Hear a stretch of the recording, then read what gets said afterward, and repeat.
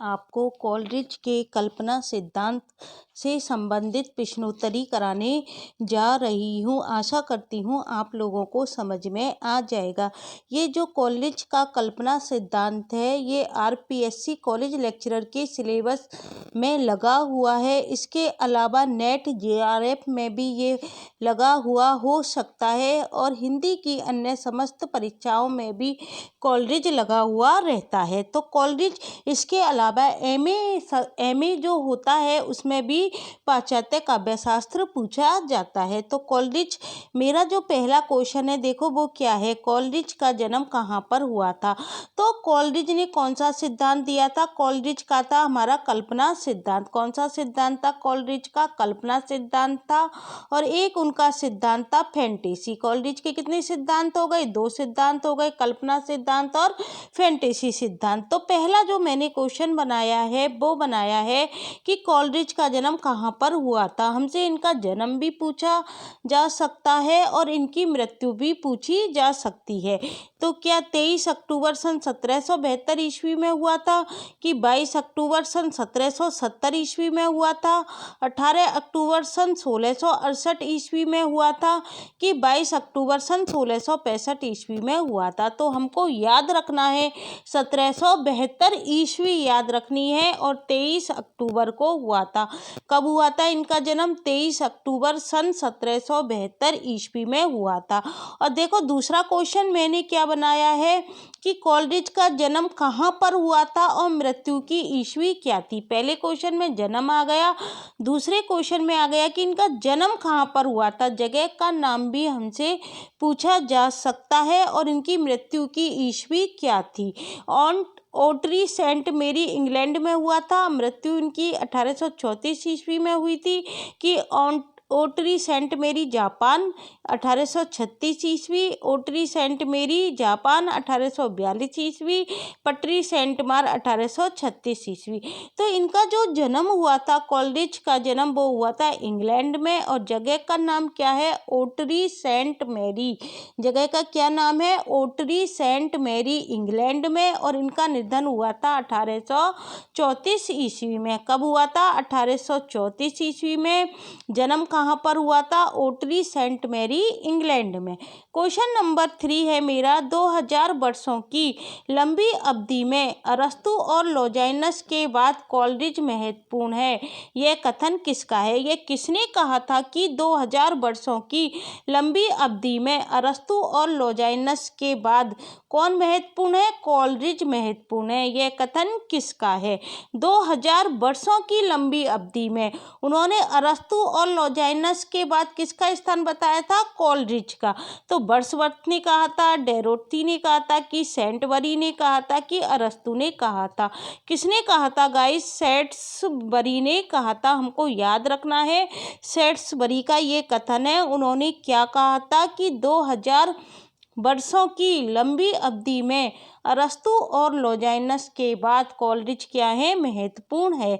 अगला मेरा जो 4th क्वेश्चन है वो देखो क्या है, कोलरिज ने अंग्रेजी में किस आलोचना का सूत्रपात किया। हमसे पूछा जा सकता है कि कोलरिज ने अंग्रेजी में किस आलोचना का सूत्रपात किया था। तो व्यवहारिक आलोचना थी, सैद्धांतिक आलोचना थी, उपर्युक्त दोनों थी या केवल सेकंड सैद्धांतिक आलोचना थी। तो इसका जो आंसर आएगा वो क्या आएगा, वो थी व्यवहारिक आलोचना। कोलरिज ने अंग्रेजी में किस आलोचना का सूत्रपात किया था, वो थी हमारी व्यवहारिक आलोचना। अगला क्वेश्चन 5 है, स्वच्छंदतावादी आंदोलन के प्रवर्तक के रूप में किसका युग्म प्रसिद्ध है। स्वच्छंदतावादी जो आंदोलन है उसके प्रवर्तक के रूप में किसका युग्म प्रसिद्ध है।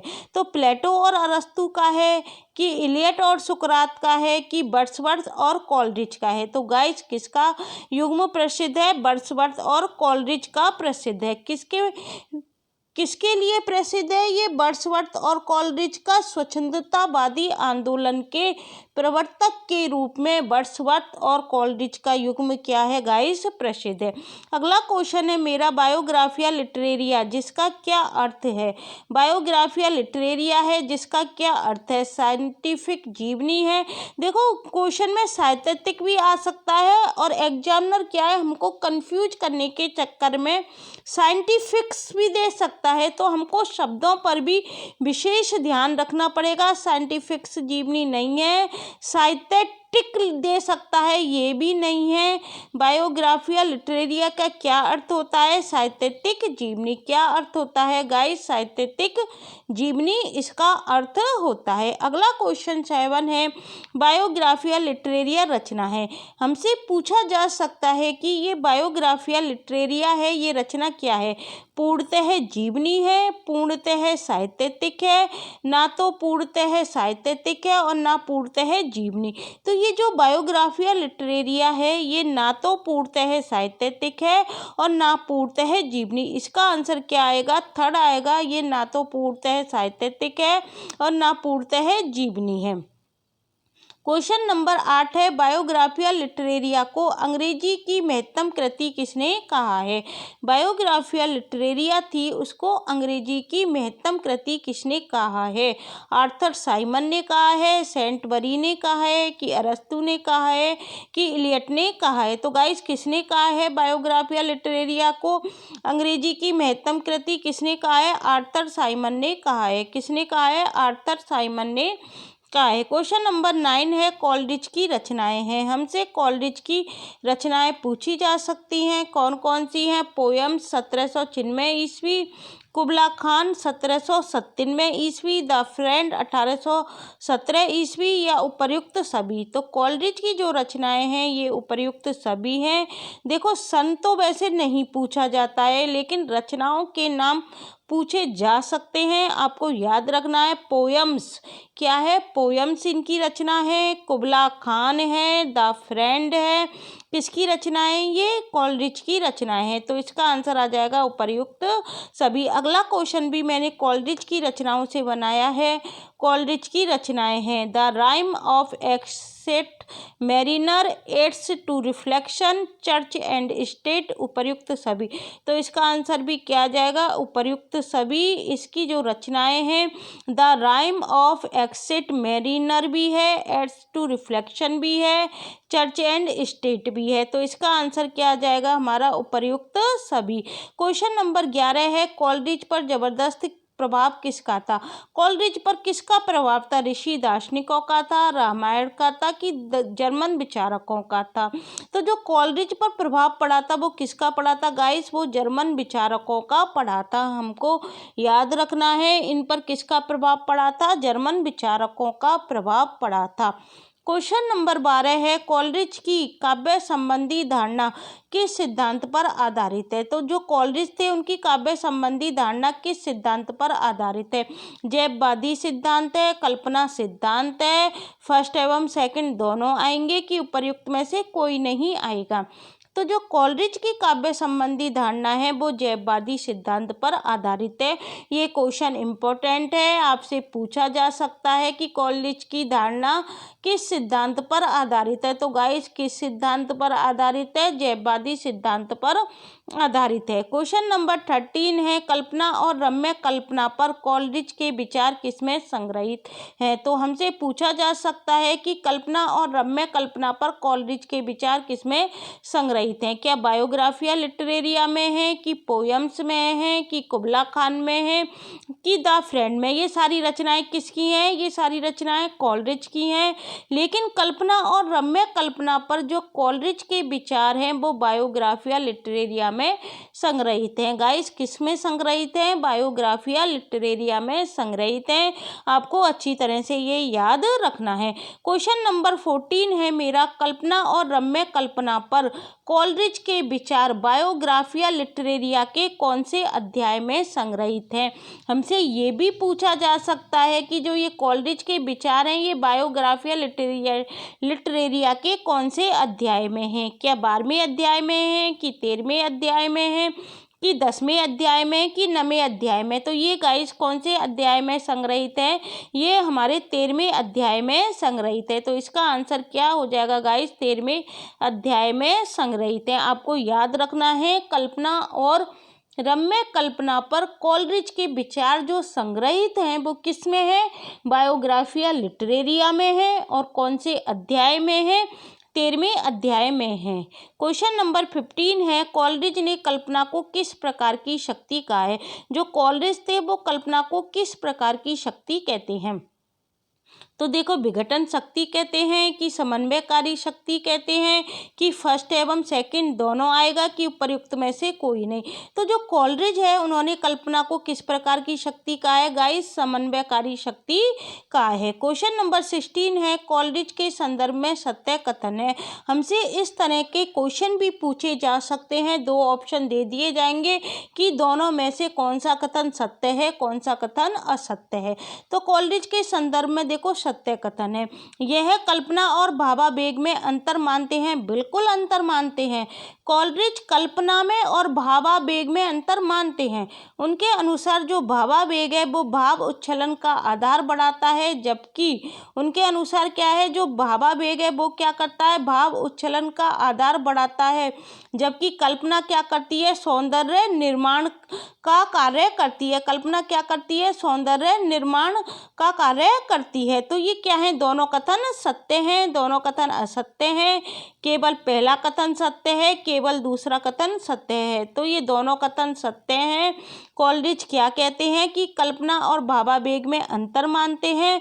उनके अनुसार जो भावावेग होता है वो भावों को उच्छलन का आधार बढ़ाता है और कल्पना क्या करती है? सौंदर्य निर्माण करती है। क्वेश्चन नंबर 17 है मेरा, कोलरिज कल्पना के कितने भेद मानते हैं? कोलरिज कल्पना के कितने भेद मानते हैं? देखो, 2 भेद मानते हैं, प्राथमिक कल्पना और विशिष्ट कल्पना। 3 भेद मानते हैं, प्राथमिक कल्पना, विशिष्ट कल्पना और कोड कल्पना। 4 भेद मानते हैं। तो ये तो सबको आता होगा कि कोलरिज ने कल्पना के कितने भेद माने हैं?